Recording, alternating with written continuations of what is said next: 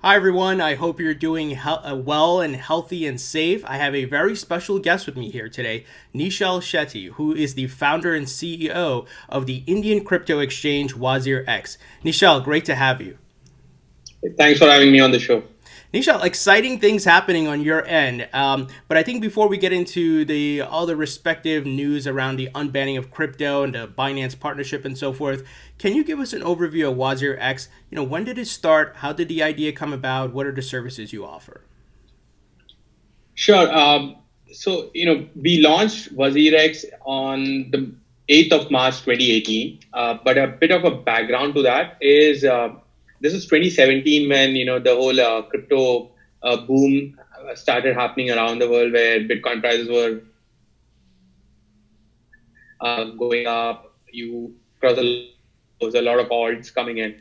And during this time, I was, spending my time between India and SF. And when I was doing this, I ended up using products that were both international as well as national in India, Indian-made crypto exchanges.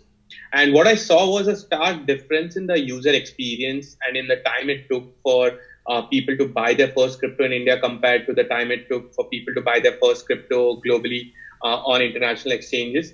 Also, the crazy amount of premiums that existed in India at that time.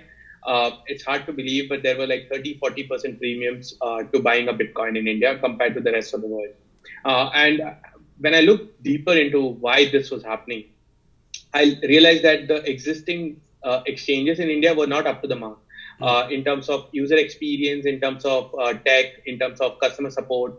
Nothing was there, on par with international standards, which is what motivated me that there has to be something on par with international standards built for the Indian audience, and that's how I ended up launching WazirX. And after that, we grew really exponentially because of the promises of being open with our communication with our users. I'm very active on Twitter. One of those first few Indian founders who started taking to Twitter to be very open and communicative with the audiences. We started writing our monthly blog posts detailing out how we've been performing, what features we launch. This ever since launch, every month we do that, and then holding occasional AMAs for our audiences. So all of this helped us, grow really fast. Into today, we are one of the largest exchanges in the country in India and growing really fast. That's awesome. And how did you first come across cryptocurrencies?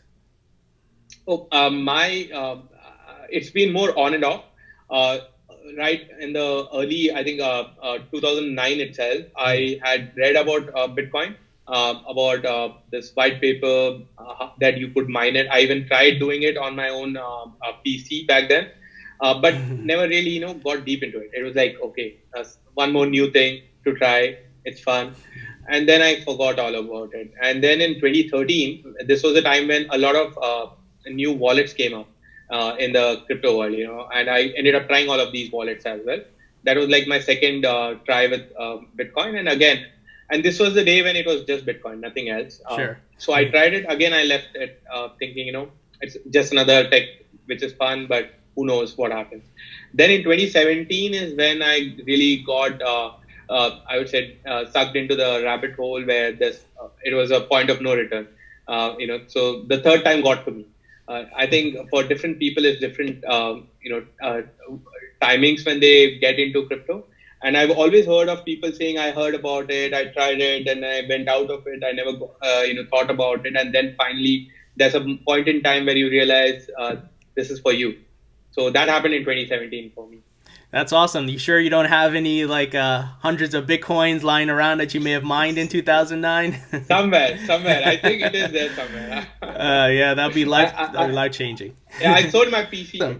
So let's segue to the recent ruling by the Supreme Court in India where they unbanned crypto banking services. Can you talk a bit about that and any insight you can give and how that affected your business as well as the other businesses in India as it relates to crypto? Yeah, so a bit of a background. The crypto, the RBI, which is the central bank in India, they imposed a restriction on crypto businesses in the country. This was in April 2018, and it came into effect on June 2018. And when this happened, a bunch of us exchanges, we are part of an association here called IAMAI. We, put a case against the RBI circular in the Supreme Court of India. We thought it would be, just a few months before a verdict comes out, but it took about close to 2 years now. Wow. Since we went to court, and it's always been like, there's something happening in the courts in terms of discussions, and we always thought this is it. But yeah, now it's been 2 years. But finally, we won that case where the Supreme Court of India said that you cannot actually keep businesses away from the banking access, because that's integral to running a business in the country. So you better give them access. And that happened on the 4th of March this year, 2020. Wow. After that, just the markets opened up, and everyone was really happy about it. And the fact that it becomes very easy for people to now buy and sell crypto, like the on ramp and the off ramps have become now really straightforward and smooth for people. So we saw volumes and demand go like through the roof in the last 2 to 3 weeks of this judgment. Wow, that's exciting. I think everyone else around the world who is involved in crypto was very happy for you guys. And it sounds like folks are happy about it. There's some momentum that has started. And recently, I saw, and it's actually very recent news, you guys partnered with Binance to start a $50 million blockchain fund specifically for India, which is amazing. Can you talk a bit about that? Sure. So, we got acquired by Binance in November 2019. I think it was one of those, fastest acquisition from like launch to getting acquired in about 18 months. But when we got acquired, one of the things that when I spoke to CZ also, what he wanted was to provide complete, I would say, ownership and independence to WazirX as a company to operate in India, because within Binance also we strongly believe that every team should operate independently, as independent as possible, and that's how we do. So recently they suggested, hey, why not? We have BNB, you guys have WRX. Why don't we set up a fund for India? And they wanted to contribute as well. So we set up a 50-50 joint venture in a way where 50% of the corpus comes from WRX and the other 50% from BNB or BUSD, which is the stable coin of Binance. And the idea was that because in India we have suffered in terms of innovation in the last 2 years of the banking ban, how do we bootstrap this ecosystem and also expedite the growth? Because we are probably behind by 2 years now. So to do this, we believe that someone has to take the initiative. We are certain that once we take this initiative, other VCs and investors will come in. But someone needs to give that initial momentum and initial push, which we believe should be us, which is why we launched this $50 million blockchain for India fund. The objective is, if you're building for blockchain or crypto, there is definitely a need for you, not just in terms of capital, but also know-how, understanding and knowledge of how to build in this ecosystem, which because it's such a new technology, there's not enough experience and not enough mentors, not enough people to guide you in the right direction. Sure. So because we've been in this space, we believe that our fund will not just give you money, but also the experience. And also Binance as a brand is globally known. WazirX as a brand is known locally. So we can help you both, the local and the international access, to capital, to resources, knowledge, anything that you want. That's why we launched this. We are not competing with the other VCs. We in fact want to co-invest and help. The single focus is, can we grow the Indian ecosystem rapidly, the blockchain and crypto ecosystem of India? Can we grow it rapidly? That's the only thing. That's amazing. I love it. I love what you guys have done. And I think, like you said, it's untapped market. There's so much more to do. And hopefully you have more VCs come in as well to contribute. That's awesome. Very exciting stuff. Now, I know it's uncertain times right now for everybody because of this whole pandemic. But, maybe you can give us a hint of what else we can expect from WazirX maybe later this year, maybe after the whole pandemic stuff calms down. So right now we're focusing on the on-ramp and the off-ramp because banking has opened up. What we are doing is we want to make it very, very simple. Like I told you, the initial why we started was it took really long for people to buy their first Bitcoin or any crypto. What we believe is maybe it should take you less than, I don't know, less than 5 minutes or less than 60 seconds to buy a first Bitcoin. Sure. And the way to do that is to build the right kind of, integrations from your bank to your KYC to your exchange. Everything has to happen seamlessly and instantly. So right now we are focused on that. Can we get you to your first Bitcoin in maybe under 60 seconds? We want to try that.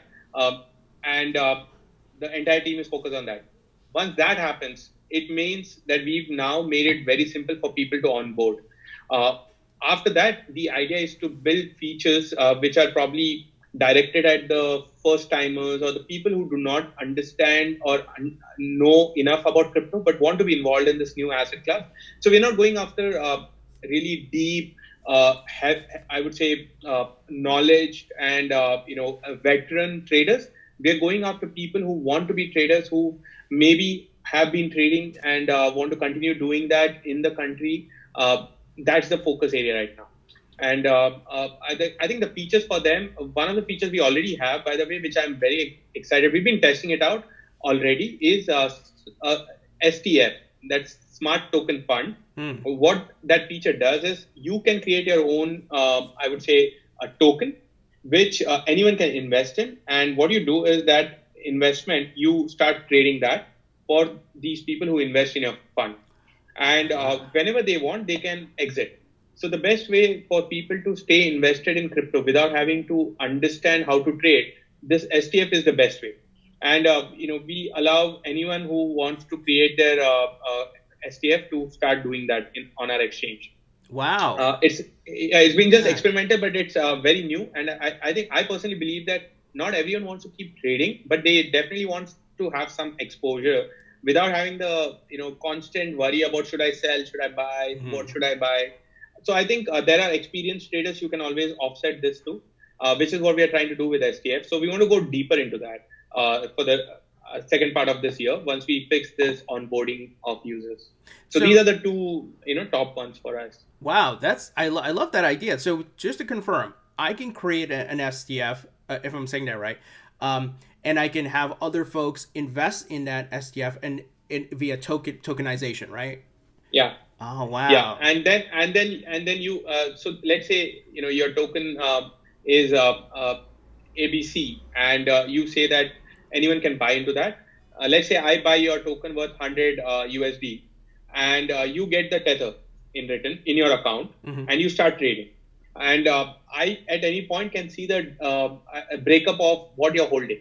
So each token would hold X percentage of your portfolio. And the best thing is you cannot withdraw that fund. You can only trade. And so people don't have to worry about when if I give my money to this person, will that person run away with my funds? That's not going to happen. Right. You can trade, and at any point I know the distribution of the fund. So I know how much percentage of tokens are held in that entire fund, be it BTC or any other alts. I'll understand the distribution as well. And at any point you want to, let's say, pay out profits, you can easily pay out the profit, and you only make money when there is a profit. So there's a percentage of the profit that you as a trader keeps for yourself, and your investors get the rest of the money. And you mentioned the payout, or you get Tether as a stable coin, and would you get paid out in Tether as well? No, you get paid out in your own token. So whenever you want to cash out, once you sell your token, you will get the equivalent crypto that the portfolio holds at that point in time. Because we do not want to liquidate all your crypto and pay you in Tether. Sure. So while you buy Tether, but we give you back the exact proportionate holdings at that point in time. Wow. I love that idea. That's I don't think anyone else is working on that, unless I'm mistaken, but that sounds like a brand new idea, and it totally makes sense. Wow.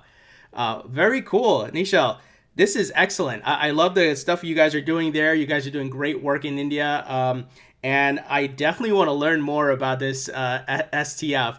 And I would you should. Yeah, and I would love to have you back on, maybe when that's ready to go live, and we could talk about it and introduce folks to how that works. But thank you so much for doing this today.